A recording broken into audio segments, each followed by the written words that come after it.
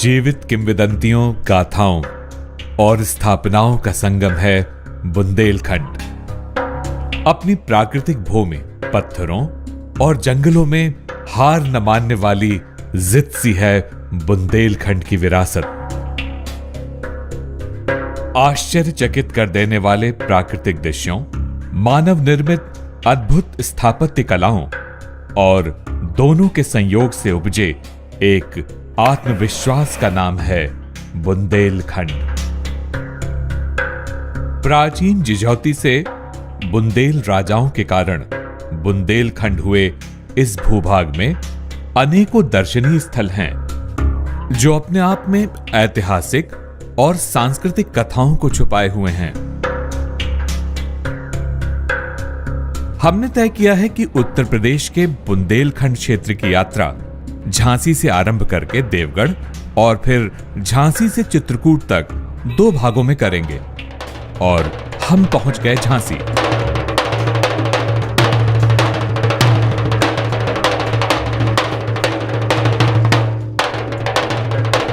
बुंदेलखंड का प्रवेश द्वार है झांसी।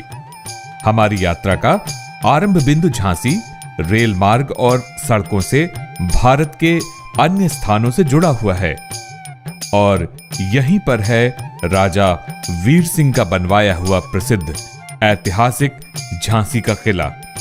यह किला गवाह है रानी लक्ष्मीबाई के शौर्य का, संघर्ष का, आत्मसम्मान का।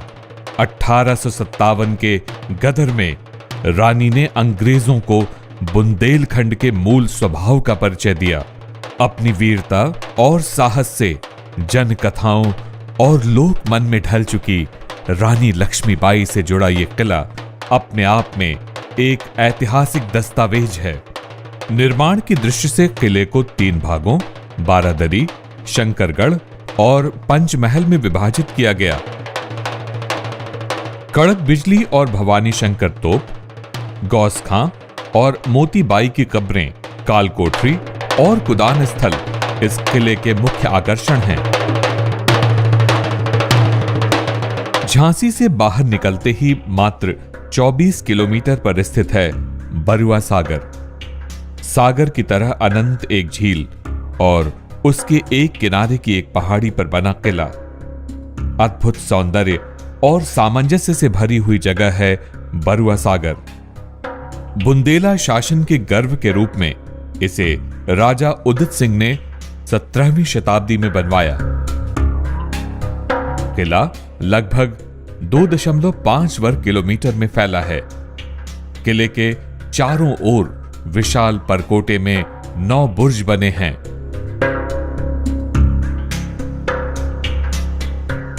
बरुआ सागर कस्बे की सीमा में ही स्थित है जराय का मठ। देवी का यह मंदिर प्रतिहार काल में लगभग 9वीं शताब्दी में बना। मंदिर की बाहरी दीवारों पर नवग्रह, अष्टदिक्पाल और विभिन्न देवी देवताओं की आकृतियों का अंकन है। इस कला का पूर्ण विकास खजुराहो के मंदिर में देखा जा सकता है।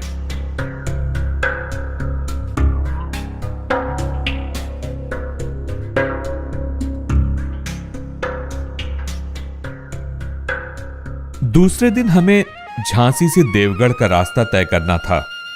इस मार्ग पर कुछ अद्भुत पर्यटक स्थल हैं। गढ़मऊ झील, सुखवा डुकवा वाटरफॉल, माता टीला बांध और ताल बेहट। झांसी से निकलते ही मुख्य मार्ग से मात्र 2 किलोमीटर पर स्थित है गढ़मऊ झील। छोटी छोटी पहाड़ियों से घिरी यह झील अपने सौंदर्य से किसी को भी मात कर सकती है। जाड़े में प्रवासी पक्षी भी यहां अपना घरौंदा बनाते हैं। विलक्षण सौंदर्य और अद्भुत शांति से आप मंत्रमुग्ध हो जाएंगे।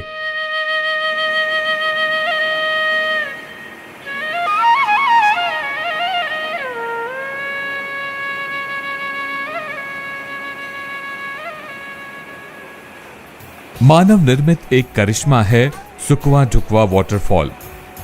बेतवा नदी पर बने बांध से इसका निर्माण हुआ है। बांध के अंदर एक छोर से दूसरे छोर तक एक सुरंग है जहां जगह जगह पर मेहराबदार खिड़कियां बनी हैं, जिसके ऊपर से बहता हुआ पानी एक अलग रोमांच पैदा करता है। इसी मार्ग पर माता टीला और ताल बेहट भी स्थित हैं। माता टीला बांध को एक पिकनिक स्पॉट के रूप में विकसित किया गया है। असीम जल स्रोत और उद्यान से यह स्थान पर्यटकों में बहुत लोकप्रिय है।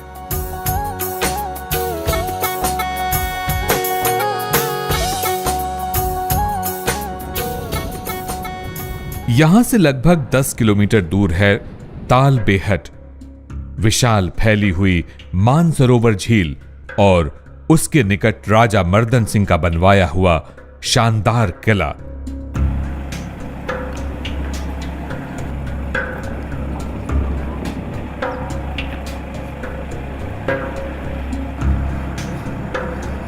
बुंदेलखंड की मिट्टी से जुड़े सौंदर्य और ऐतिहासिकता की मिसाल है ताल बेहट। ढलती हुई शाम इस जगह को और खूबसूरत बना देती है। ढलती हुई शाम ने हमारी यात्रा को भी यहीं विराम दे दिया।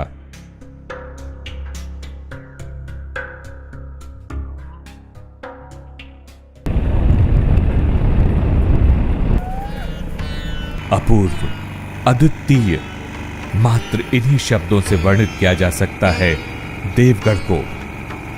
बुंदेलखंड की कला, संस्कृति, ऐतिहासिकता और आध्यात्म का चरम बिंदु है देवगढ़। पग पग पर बिखरा इतिहास और उसमें लिपटी आध्यात्मिक ऊर्जा इस क्षेत्र को एक अलग आभा मंडल से सराबोर कर देती है। बेतवा नदी के दाहिने तट पर बने इस क्षेत्र में प्राचीन मंदिर, प्रस्तर मूर्तियां और कलाकृतियां एक अनमोल धरोहर हैं। भगवान विष्णु का दशावतार मंदिर अपने अद्भुत शिल्प के लिए विश्वविख्यात है। पंचायतन शैली में बने इस मंदिर को गुप्तकालीन राजाओं ने 5वीं शताब्दी में बनवाया। मंदिर की भित्तियों पर भगवान विष्णु की कथाएं उकेरी गई हैं। मंदिर में 3 फलक लगे हैं। इन फलकों में शेषशायी विष्णु, गजमोक्ष और नर नारायण के विलक्षण दृश्य हैं। देवगढ़ में लगभग 300 फुट की ऊंचाई पर विंध्य पर्वत श्रृंखला में 31 जैन मंदिरों का समूह स्थित है। जैन धर्म के एक महत्वपूर्ण स्थल के रूप में प्रसिद्ध इस स्थान में हजारों की संख्या में जैन प्रस्तर मूर्तियों का अवलोकन किया जा सकता है। देवगढ़ जैन और वैष्णव संप्रदाय के अनोखे संगम के रूप में उभरता है।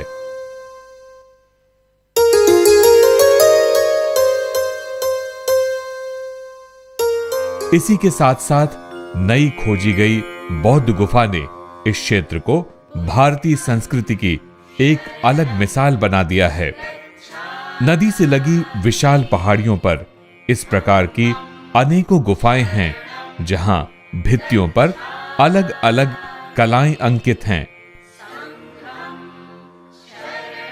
यहीं से थोड़ी दूर पर स्थित दुधई में प्राचीन मंदिर का भग्नावशेष अपने स्वर्णिम इतिहास का गवाह है और दुधई के घने जंगलों के मध्य अत्यंत प्राचीन भगवान नरसिंह की रॉक कट प्रतिमा स्थित है। यह प्रतिमा खड़ी चट्टान को काट कर बनाई गई है। हिरण्यकश्यप वध को दर्शाता यह एक दुर्लभ कला प्रतिमान है।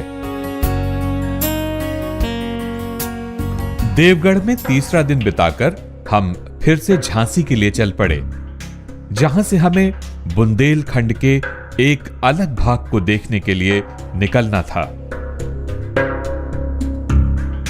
चौथे दिन के लिए हम झांसी से महोबा चल पड़े। अल्हड़, उन्मुक्त और स्वतंत्र माटी की महक महोबा की पहचान है। महोबा की फिजा में ही घुली हैं वीरता और बलिदान की कथाएं। लोकनायक आल्हा और ऊदल की जमीन है महोबा। चंदेल राजाओं की राजधानी रहे महोबा ने वीर गाथाओं के साथ साथ निर्माण, शिल्प और कलाओं को भी अपने में समेट रखा है। झीलों, और मंदिरों से सजे महोबा में एक से बढ़कर एक दर्शनीय स्थल हैं। काकर मठ के नाम से प्रसिद्ध शिव मंदिर मदन सागर के किनारे पर स्थित है। खजुराहो शैली में बना यह मंदिर शिल्प का नायाब नमूना है। वहीं रहिला सागर में दुर्लभ सूर्य मंदिर अपनी जीर्ण शीर्ण अवस्था में भी आकर्षण का केंद्र है। पान की खेती के लिए भी मशहूर महोबा का अपना ही सौंदर्य है।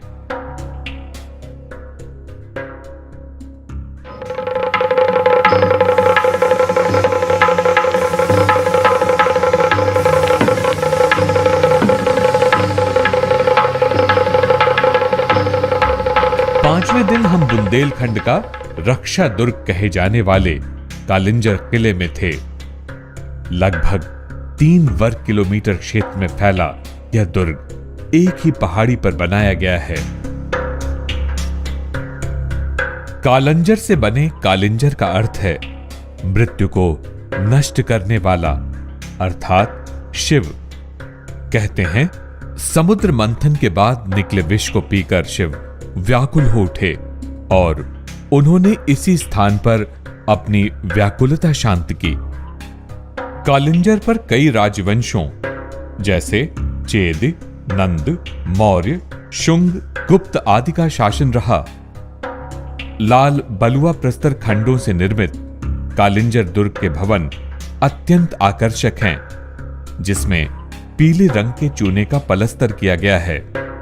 दुर्ग की महत्वपूर्ण संरचनाओं में किले की दीवार, नीलकंठ मंदिर, वेंकट बिहारी मंदिर, पाथर महल मस्जिद और यहां के विशाल जलाशयों जैसे कोटी तीर्थ, बुड्ढा बुड्ढी तालाब आदि शामिल हैं।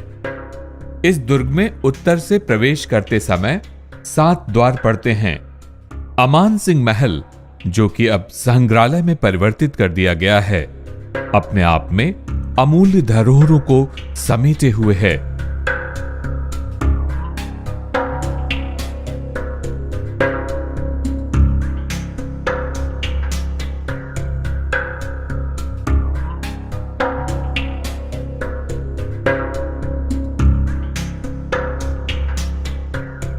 नीलकंठ मंदिर के गर्भगृह में विशाल एक मुखी शिवलिंग है। दीवारों पर छवियां और कथाएं उकेरी गई हैं और यहीं काल भैरव की अद्भुत मूर्ति के दर्शन होते हैं।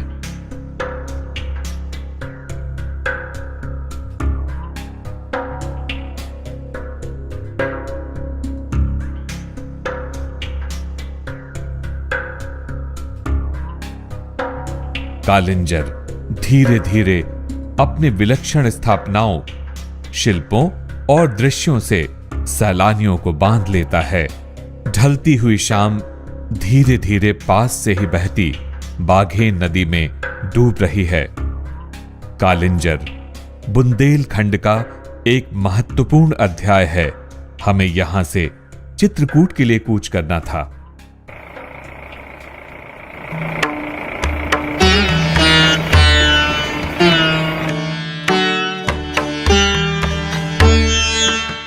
मंदाकिनी के किनारे यह भूमि बुंदेलखंड की एक अलग पहचान बनाती है। उन्मुक्त, उच्छल, स्वतंत्र भूमि के इस भाग में कण कण में धर्म व्याप्त है। कहते हैं भगवान राम ने लक्ष्मण और सीता के साथ वनवास के 11 साल यहीं व्यतीत किए थे। रामघाट और तुलसीदास इस पावन भूमि की एक सहज कड़ी हैं। सुबह की फूटती किरण पावन मंदाकिनी को जैसे प्रज्वलित कर देती है। आध्यात्म से परिपूर्ण ये घाट सांझ की आरती तक धर्म में डूबे रहते हैं।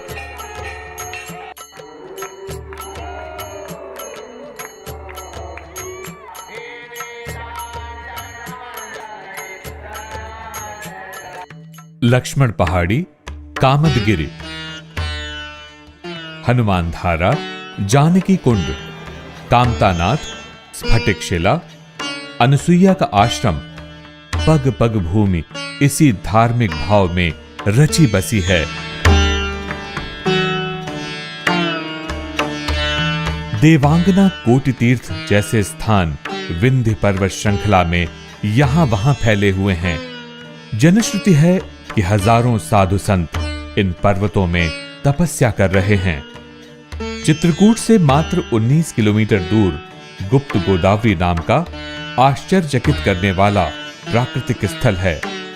एक विशाल गुफा में निर्मल जल की धारा प्रवाहित हो रही है। प्रकृति का अनूठा उपहार है ये। कहते हैं राम और लक्ष्मण का दरबार यहीं लगता था।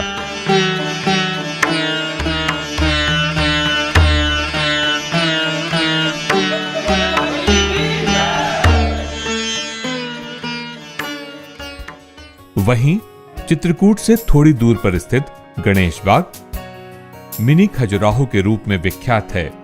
पेशवाओं द्वारा बनाई गई इमारतें और मंदिर भारतीय स्थापत्य कला का बेजोड़ उदाहरण हैं। बीचों बीच प्राचीन शैली का भव्य षटकोणीय पंच मंदिर है, जिसके ऊपरी भाग में खजुराहो की भांति असंख्य मूर्तियां उकेरी गई हैं। सामने एक सरोवर इसके आकर्षण को और भी बढ़ा देता है। हम अपनी यात्रा के अंतिम पड़ाव पर थे। हमारे मन मस्तिष्क में बुंदेलखंड के अलग अलग रंगों की खुशबू चलचित्र की तरह आ जा रही थी। रानी लक्ष्मीबाई, आला ऊदल की गाथाएं, निर्माण और शिल्प, प्रकृति, और जाते जाते यहां का एक लोक नृत्य राई हमें बार बार याद दिला रहा था कि हमें यहां फिर से लौटना है। बुंदेलखंड एक नए अनुभव का नाम है जो आपको बार बार पुकारेगा।